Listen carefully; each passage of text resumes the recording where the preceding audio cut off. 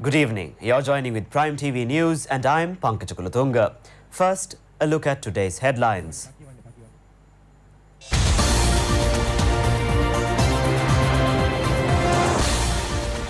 Interest rates will be cut, ensuring relief for small and medium-scale entrepreneurs. Rajarata sees new vigour in agricultural performances following commission of Moragaha Kanda. No further power cuts. HM Jayawardena bids adieu to the nation. Netanyahu set for record fifth term.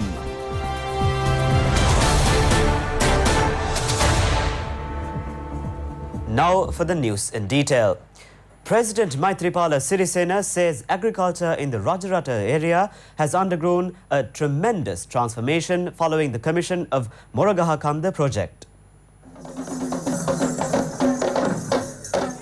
The President was speaking at the Alutsahal Mangalya program, which was held at the historical Galvihara premises in Polonnaruwa. President Sirisena offered auspicious Kiryahara to Buddha statue at the Galvihara and engaged in religious performances.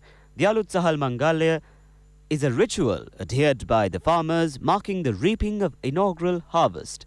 The Alutsahal Mangalya program was organized under the instructions of Anunayaka of Askari chapter, Chief Incumbent of Solosmastana in Polonnaruwa, Venerable Venerue Upali Thera, Chief Sanganayaka of North, North Central and East, Venerable Udugama Sri Dhammananda Thera, Minister Vajra Abhevardhana and MP Vasanta Senanayaka, Governor of the North Central Province Sarath Ekanayaka, Governor of the North Western Province Peshala Jairatna and several other distinguished people were present on the occasion. Minister Ravi Karunanayaka says no power cut will be imposed from today. The minister emphasized that electricity bill will not be raised. The minister was speaking at a function to provide compensation for 29 displaced families at Samanagama in Polpitia due to construction of Broadland hydropower plant. 129 million rupees was paid as compensation. The minister highlights that his aim is to generate electricity at the lowest cost and ensure the uninterrupted power supply. The minister stated that permanent solution will be given to the electricity crisis. Meanwhile, a special religious observance and vow were held at the Samad Devalaya in Mausakale to invoke blessings to obtain rains. Minister Ravi Karunanayaka was also present at the event. And all-night Pirit chanting will also be held. The Cabinet of Ministers has endorsed the proposal to appoint a ministerial committee to find short, mid and long-term solutions to the electricity crisis. The ministerial committee will be headed by Prime Minister. In addition to appointing the committee, the Cabinet of Ministers granted their approval to several proposals put forward to ensure continuous electricity supply. Accordingly, the Cabinet endorsed a proposal to purchase 100 megawatts of additional power to provide electricity unbatteredly. The contract will be awarded for 6 months as per the recommendations of the Procurement Committee appointed by the Cabinet of Ministers. Meanwhile, measures have been taken to strengthen transmission and distribution network of the Ceylon Electricity Board. Accordingly, the Asian Development Bank has granted $115 million to upgrade the network. The project will be carried out under 9 packages. The Cabinet of Ministers has also granted the approval to increase investments on green energy sector.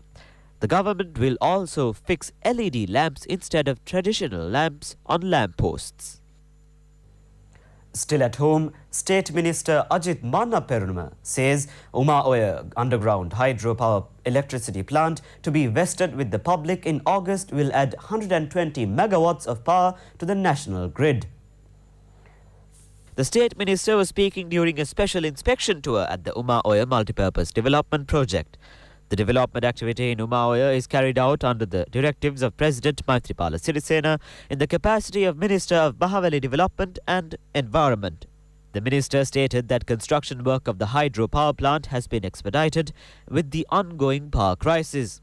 The minister also inspected construction work at the Puhulpola and Diabera reservoirs.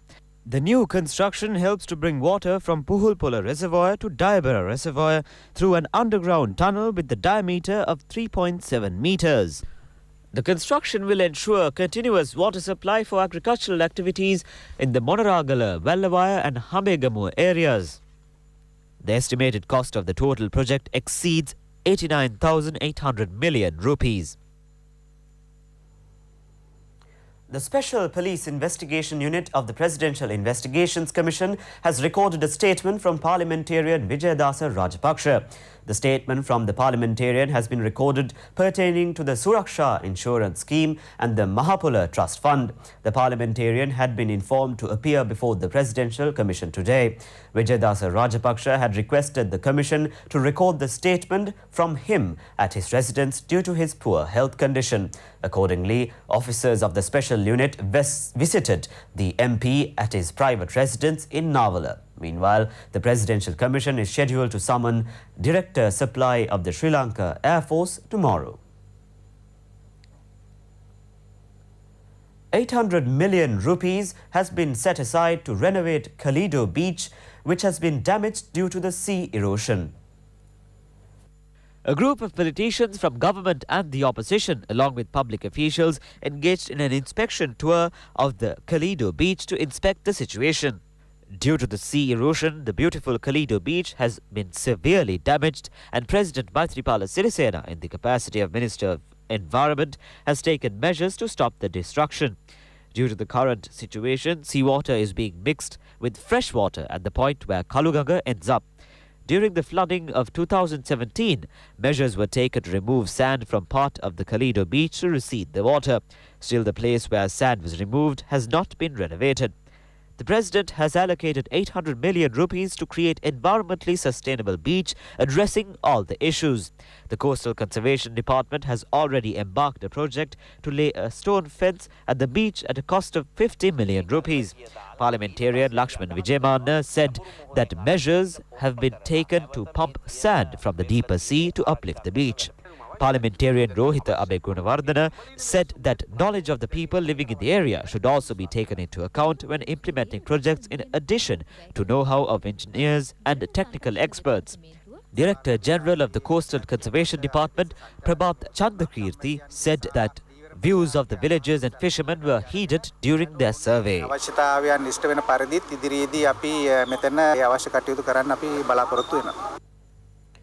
Two accidents took place in Chilau and Rambewa have resulted one death and injuring 17 people. 11 blind people sustained injuries in a road accident happened in Chilau.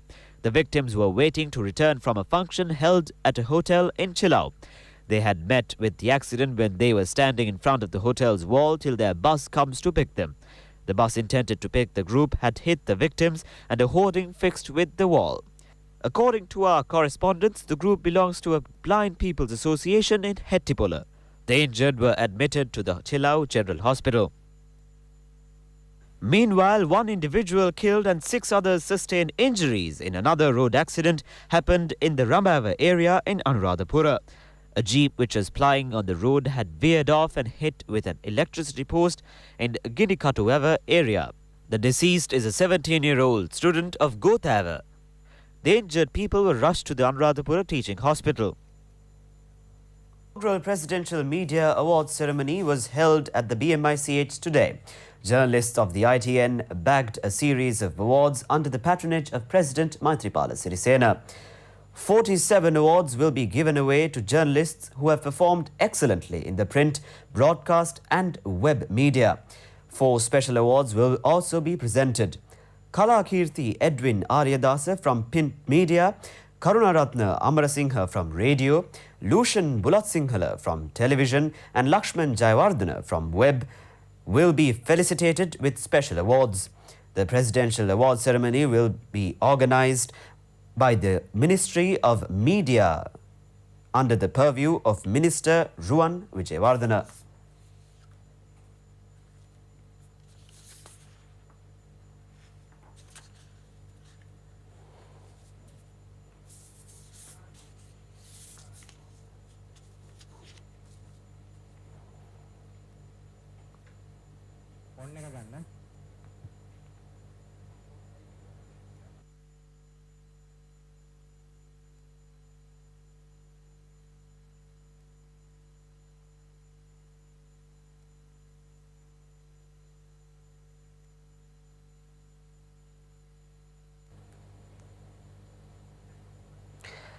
Number of journalists representing the ITN brought glory to the media network, winning number of awards at the first Presidential Media Award ceremony.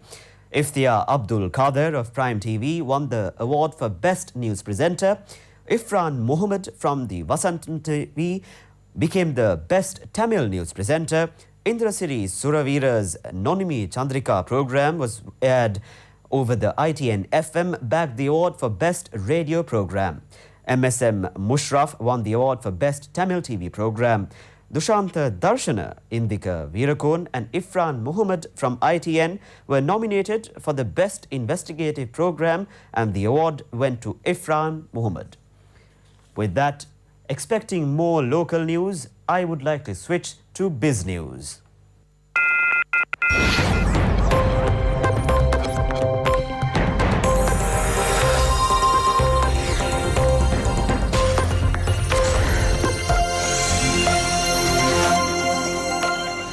Prime Minister Wickremesinghe made the comments following a special discussion held with chief executive officers of the bank and key government officials. The Premier said that a report has been already received by him regarding cutting down interest rates. He added that steps will be taken to ensure relief for entrepreneurs. The relevant instructions will be issued through the Financial Board by next week. He noted that the move will assist to downsize debt burden of the businessmen. According to the Premier, $1,000 million were lost during the country's political fiasco initiated by the 51-day government. He added that the government has accorded pride of place for strengthening economy. Meanwhile, Minister Dr. Harsha De Silva also spoke about amendment of interest rates at a media briefing held in Colombo today. He added that country's interest rates will be cut by 2% soon.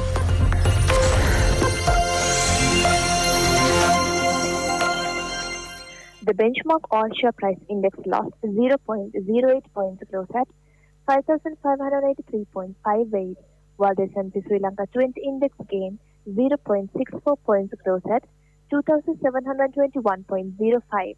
The turnover was 218.58 million rupees, with 11.7 million share change in hands in 2,697 trades. The market capitalization at the end of the day was 2,621.69 billion rupees. Top 5 gainers of the day were SNB Leasing non-voting, Blue Diamonds, Singha Hospitals, Acme Printing and Packaging, and Morrison's non-voting. While the top 5 losers were Tess Agro, Lanka Milk Foods, Singhaputra Finance, Bogwan Talavati Estates, and Balangoda Plantation. Today's foreign purchases were 125.94 million rupees, and foreign sales were 115.5 million rupees, and there were no crossings today.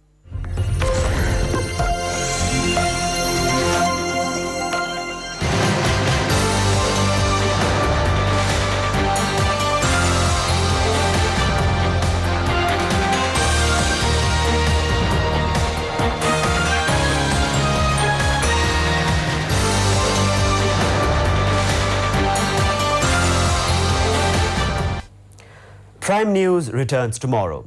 Until then, make www.itnnews.lk your go-to source for the very latest in news, at home and overseas. Signing off, I'm Pankaj Kulutunga. Good night.